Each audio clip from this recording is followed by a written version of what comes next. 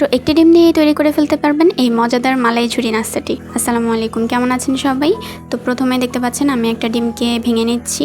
ভাঙা হয়ে গেলে আমি ডিমটাকে সুন্দর করে ফেটিয়ে নেব। ফেটানো হয়ে গেলে আমি অল্প অল্প করে ময়দা দিয়ে একটা মিশ্রণ তৈরি করে নেব। মিশ্রণটি খুব বেশি পাতলাও করা যাবে না, আবার খুব বেশি ঘনও করা যাবে না, ঠিক এমন একটা টেক্সচার আসতে হবে।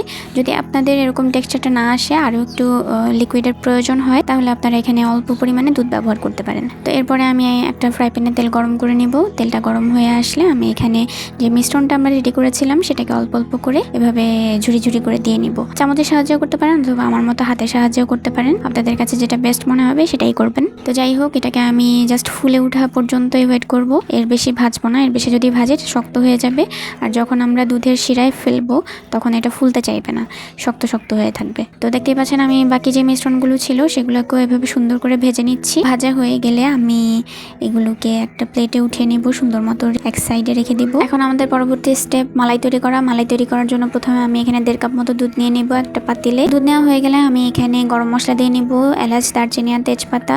এরপরে আমি চিনি দিয়ে নিচ্ছি। এখানে আমি 4 টেবিল চামচ মতো চিনি দিয়েছি, আপনারা যে যতটুকু মিষ্টি খান সেই পরিমাণে দিবেন। স্বাদের ব্যালেন্সের জন্য আমি এখানে 1 চিমটি মতো লবণ ব্যবহার করেছি, আর স্বাদ যাতে আরও ভালো আসে সেজন্য আমি গুঁড়ো দুধ ব্যবহার করেছি।